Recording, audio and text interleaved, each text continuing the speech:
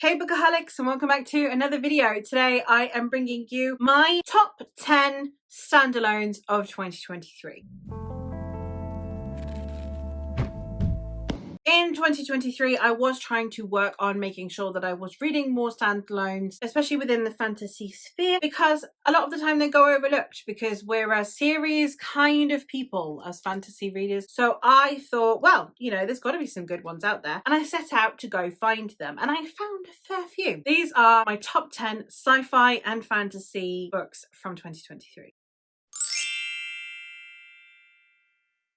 Now, I have 5 honourable mentions in total because they are from either age ranges or genres that I don't normally read. So they're not going to fall into my top 10. They had a hell of an uphill battle, and there's still ones that I really loved. So I felt they needed a mention. First, I'm going to talk about 2 YA books that I ended up giving 5 stars and absolutely loving. I've not really been reading much YA anymore, and so I didn't warrant having a whole separate YA list. And I don't love these as much as I love the ones that are on my top 10. But as young adult goes, for it being an age range that I am slowly falling out of love with, it was a really good time. The first one I have is Angel Mage by Garth Nix. This is about 4 characters who are sought after by this woman named Lilith who has awoken. So she was this incredible priestess-like being. She could carve angels. That meant that then you could communicate with these angels. And then when she was starting to be condemned, she put herself to sleep and decided she would reawaken when she could bring her loved one back. And now she has her sights on these 4 characters that we are following. It's quite a dark fantasy, as fantasies go for YA, and it's one of those that I think definitely transcends age ranges. I think that people who don't normally read YA will still really like this. It's got blurbs on the book that are all from authors that have written both YA and adult. We have blurbs from Joe Abercrombie, Philip Pullman, Holly Black. They're all people who have written both. So I do think that it's got a lot of crossover value, and I had a good time reading it. YA was amazing. And the other YA that I have is The Candle and the Flame by Nafisa Assad. This is one that I'm not quite sure why it's shelved as YA. It's done by Scholastic, and Scholastic normally do really young leaning YA as well, but this read like this could have been adult. The youngest character in this whole book is the protagonist, and I think she's like 19, so it definitely should be leaning more new adult, but it's apparently YA. This is the story of a young woman who lives along the Silk Road in one of the cities that people tend to stop at. When she was a child, her village was attacked by these kind of more brutal jinn. Only herself and one other survived. So then it is taken over by these other jinn who are there to make sure that that doesn't happen again. So then she begins needing to investigate alongside another jinn something that is happening in the city. And it's a really good book. Like, I had a really good time reading this, and I don't understand why exactly it shelves as YA. Again, not made it into my top 10. This is probably the closest contender to making it into my top 10. This is one that I think if it had been a little tiny bit denser, or if it had been a series, this would be in my top 10 because it was really well written. It's really enjoyable, really immersive. So if you're looking for a standalone, even if you don't read YA, I would recommend checking this out because I don't really understand exactly why it's YA. As to the ones that are not my usual genres, the first one that I have is The Daughter of Fortune by Isabel Allende. This one is a historical fiction in which we're following a young woman who falls in love, and is set in kind of Regency era but in Chile, and she falls in love with a man whose station is below hers, and then he leaves to go to San Francisco to seek his fortune, and she follows, and then it's her story of trying to find him but in the end finding herself instead. I really loved this book. It was a really well told story. It's really well written. Made me want to read everything by Isabel Allende. Fantastic prose, really easy to root for character. Couldn't put the book down. Had a really good time with it. 5 stars, would recommend. For contemporary, I have one which is People Person by Candice Carty-Williams. The only contemporary I think this year that I gave 5 stars. Absolutely amazing book. I have again been veering back away from contemporary. I went through a couple of years where I was like, actually I quite like contemporary, and then this year I'm gonna be like, I'm not sure I like contemporary all that much actually. So, but I still love Candice Carty-Williams. I loved the characters in this. I think that no one writes super messy characters the way Candice Carty-Williams does. She writes people who feel like real people because you are shown exactly why they're fucked up people and then how that comes across in their personalities. And I think it's amazing. We have fantastic characters all round. The protagonist, like I said, incredibly messy, but we also have a lot of other characters, supporting characters that I think were so immaculately done and I cared deeply about. We have this young woman named Dimple who, when she was I think 11 years old, her father picks up all of her siblings that she's never met before, introduces them on the pretext that, you know, they're getting to the age where they might start hooking up and he doesn't want them to hook up with each other. And then they never see each other again until they're adults. And it was such an interesting take on a story because it felt very chaotically real, and the family dynamics in here were really good. They were messy but not in a over dramatic, overdone way, and overall I just had a really good time with this book. And the last of the honorable mentions that I have is The Undertaking of Heart and Mercy by Megan Bannon. This is a fantasy romance, which again, not normally my thing, but this one is a you've got mail retelling, and in it we are following Undertaker, Mercy, and we have a marshal who essentially has to put the dead back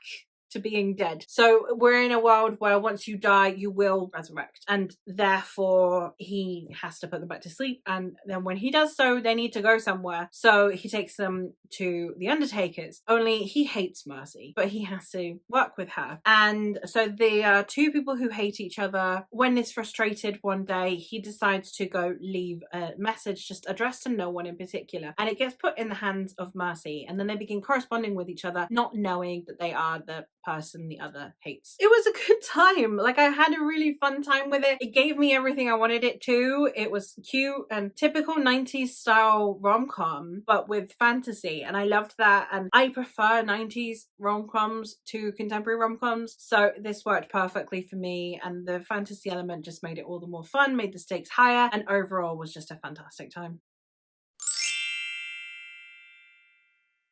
Moving on to my top 10, and coming in at number 10, I have She Would Be King by Wayeti Moore. This is the story. It's a fictional version of the creation of the first haven, the first non-colonized country for Black people. We are following it from the perspectives of a young sub-Saharan woman who displays magical abilities and therefore is outcast from her tribe, from the perspective of a young man who is a slave in the southern states of the United States, and a young man who is in the Caribbean. So we're following the three kind of main situations of this time period of Black people, and we're following the three of them with their different magical abilities come together, and it was incredible. If you like reading Nnedi Okorafor, if you like reading books that are there to give you hope but also the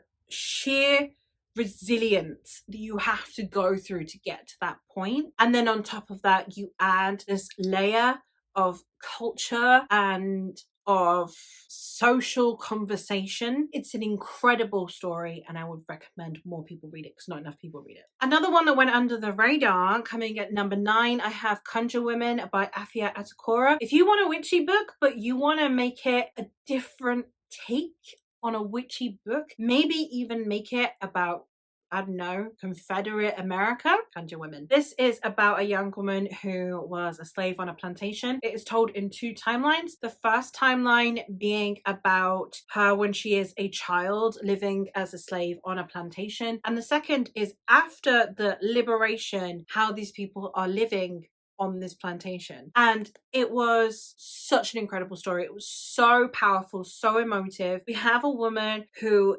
displays magical abilities, and she's a midwife, and she uses it to care for people, also the way that that can end up backfiring, and it was so incredibly powerful and such a feminist story. And if you want witchy books to be feminist, this is one of those. That's exactly what this is doing. It's so strong in its conversation. It discusses so many things and it's so intersectional with its feminism, and I really appreciated that. The next one that I have is The Wolf in the Whale by Jordana Max Brodsky. This one is a Inuit / Viking mythology retelling in which we are told the story through the perspective of Amat, who is an Inuit child who is learning to be a shaman. This shaman having to then find a new way of life for their people. And while they go searching, they happen to encounter the Vikings, who at this point are inhabiting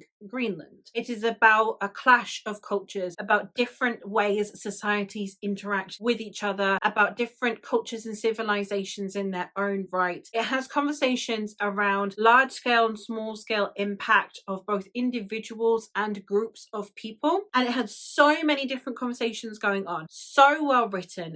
Beautiful story. There were so many things going on in this book that I just didn't expect would come from this book. I thought I was just going to be getting some epic fantasy that occasionally included mythology, and it's so much more than that. And I would highly recommend, if you're a fan of mythology, if you're a fan of epic fantasy, please give this one a go. The next one that I have is one that again was absolutely beautiful to read, and that was Sister Song by Lucy Holland. This one, oh my god, it was just so stunning. This is a retelling of the Tuatha Sisters, which is a Celtic ballad, and it is following three sisters who are the daughters of a king of Celtic England during the beginnings of Roman occupation. And we are seeing the magic of the land dying due to the Roman influence. And we are following these three sisters as they try and salvage their people. They have different approaches to it as well. By the end of it, so much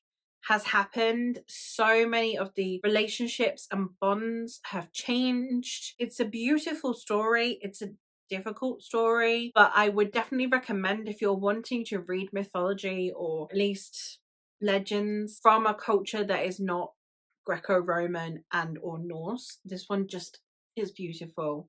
I need more. This author's got another one coming out in 2024 and I cannot wait to get my hands on it. The next one I have is The Winter Garden by Alexandra Bell. I listened to this one audibly, but I probably will be getting a physical copy because I need more people to read it. This is one that reminded me a lot of The Night Circus. It is told from two perspectives. One is a young woman of status in Regency England whose father wishes to marry her off, and she does not want to do that because when she was a child and her mother was dying, the Winter Garden appeared for her. It helped her with her grief. It came when she needed it and it left when her mother passed away, and since then she has been searching for it. So now that she is an adult and she has more freedoms, she's going to do just that. This character reminded me a lot of Lady Trent. However, this character does in fact have a stammer, so she has struggled speaking, and I loved the disability representation of that because it showed such an intelligent person encaged by her own words. And also the fact that when she felt more at ease, her stammer lessened. So the more that her inner strength came, the less she stammered. But it didn't completely disappear either. It wasn't just she magically got better. And I really appreciated that as well. And yeah, she reminded me a lot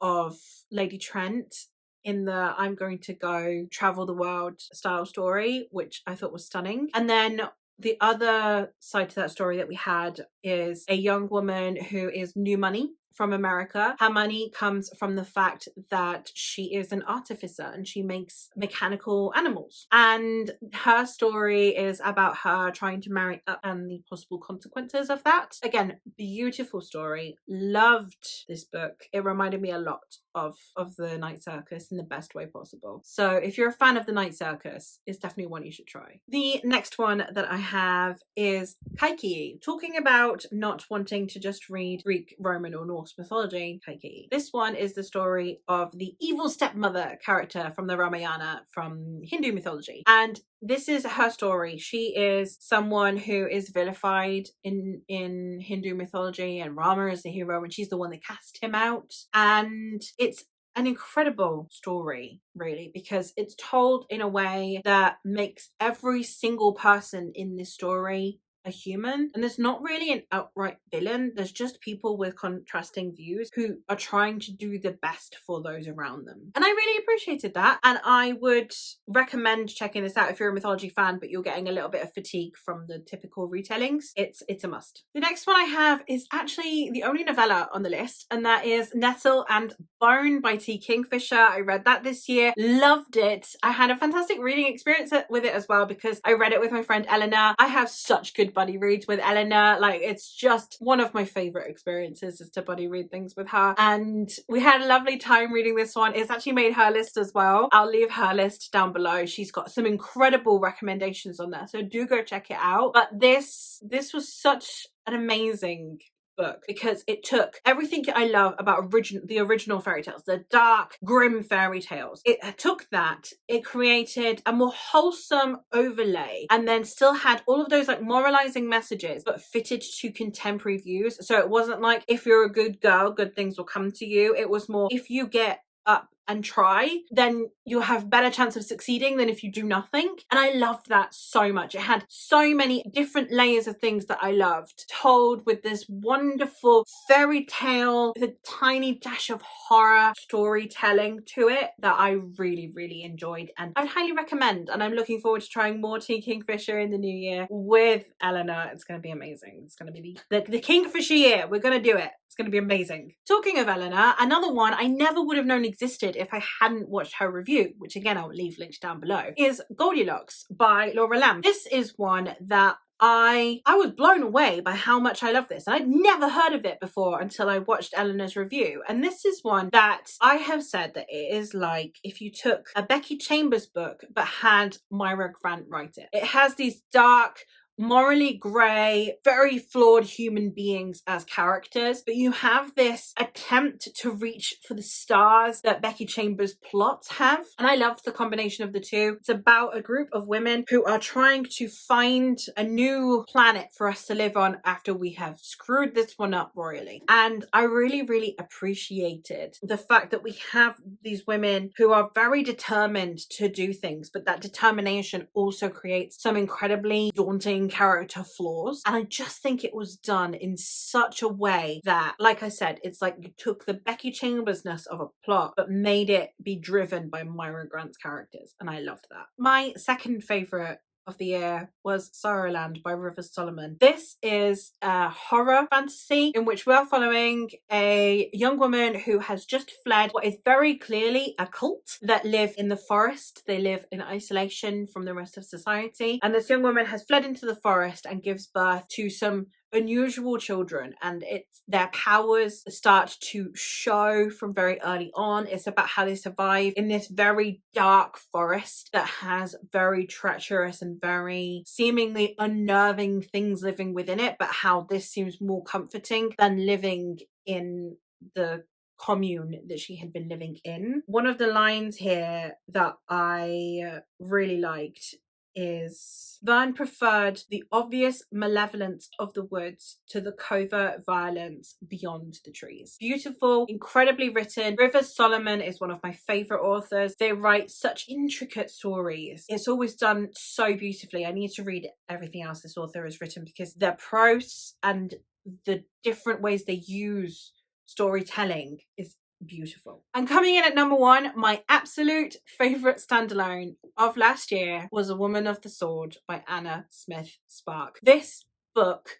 is amazing. Everyone needs to read it. This is a story of motherhood. I've never read anything like it before. We're following a woman who, when she was young, she was in a band of mercenaries. She was a well-regarded warrior. And then one day she decided that she should probably settle down. So she did. She settled down and had children with a man who very much wanted a family, and she acquiesced. So then when he dies and she is left raising her children, it begins to make her question her maternal instincts, her motherhood, and her ability to be a mother. Then we are following it in 3 phases. We follow it when she is a mercenary. We follow it when she is a mother whose husband has recently passed away, and we follow it when her children are adults and what that means. And it's just such an impactful take on motherhood, and I've never read anything like it before. Epic fantasy, and it's nothing to do with what's going on in the background. You can see so many things are clearly going on in this world and they're not important to the story at all. And it's so amazing to have this very, very specific